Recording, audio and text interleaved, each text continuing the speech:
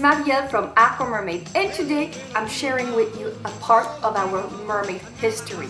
Yes, some performers that were performing in an underwater theater. This is in San Marcos, Texas, a city close to Austin, and mainly there was in the Aquarena Springs, an underwater theater where there was shows. It started in the 50s up to the 90s, and this amazing infrastructure was put underwater for people to watch.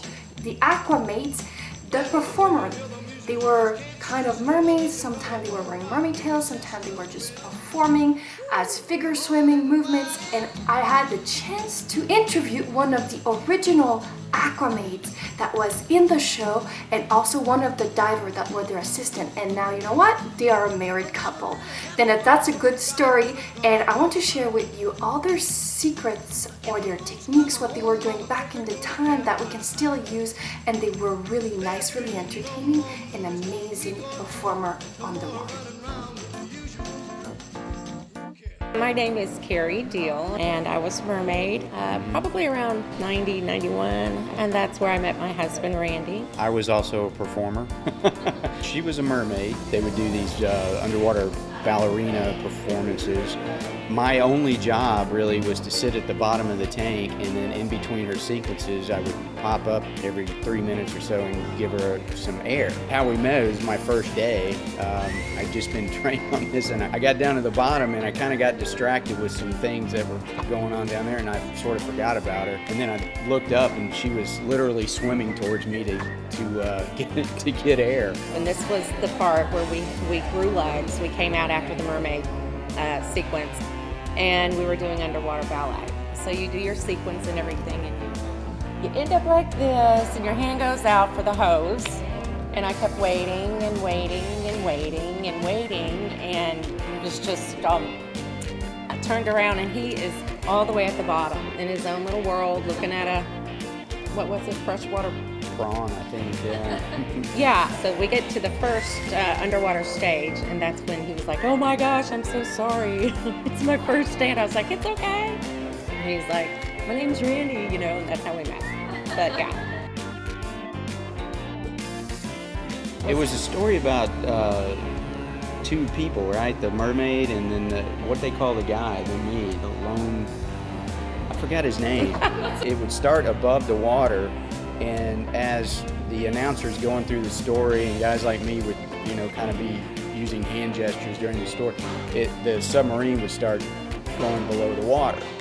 And then once it got submerged, we had a pig that would jump into the water, and then we would, with a bottle of milk, we would swim backwards and direct the pig to follow. It was Ralph the swimming pig. For whatever reason, that was a really big draw for people. Yeah. And then the show would start, below water, and the mermaids would come out and do their show. So we would come out with our air hoses and fill up it was a lily pad underneath the water, and the bottom of it would fill with air, and then it would just float to the top. We would have an underwater picnic, so we had food and a drink in this little bag. And so then we would feed the fish with the food that we got. I think it was honeydew melon that we would get from the kitchen. So all kinds of fish, perch, bass.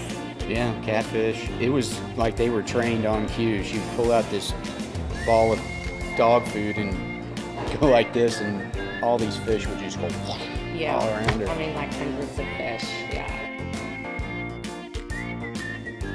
I remember trying to just get used to that hose. I couldn't do it that first day, and she goes, it's okay. You're going to think about it, you're going to sleep on it, and tomorrow you'll be good to go. And that's exactly what happened. Yeah. And then you have to also know how much of it to release so that you stabilize in the middle of the theater. So you have to know exactly how much air to hold, when to release, and stuff like that, or else you're going to the top or the bottom. So it was tricky. For the sequences, you have to train for that. You have to know exactly the formations and what to do and how long you're holding each move and stuff like that. Ours was a little different. We didn't look like clowns, but we acted like clowns for the first part of the show. We did all this stuff interacting with the people. Then I just dropped down to the bottom and let them do their thing. And an underwater pipe, they'd fill it up with powdered milk. When you brought it in to your mouth and blew it out, it looked like smoke. That was kind of cool. Yeah, that was cool. Yeah, I was a competitive swimmer. But really, you didn't need to know any of that in order to do this job, really. I mean, Yeah, they just train you on how to. they train you on how to hold your air when to release, the ballet sequences. I saw this show for the first time when I was about 10. We lived in New Orleans, had a house out in Wimberley, and so we would vacation there for 2 weeks every summer. And we went for the first time, and I remember just sitting there and watching all the performers. At the time, there was I think his name was Glurpo, there was a clown.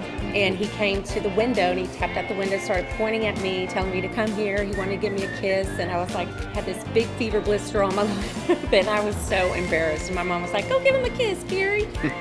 And I was like, no, I'm so embarrassed. But I remember telling my mom that that's what I want to be when I grow up, as a mermaid. So then I ended up going to Southwest Texas State University and finding that job, and it was the best job I ever had.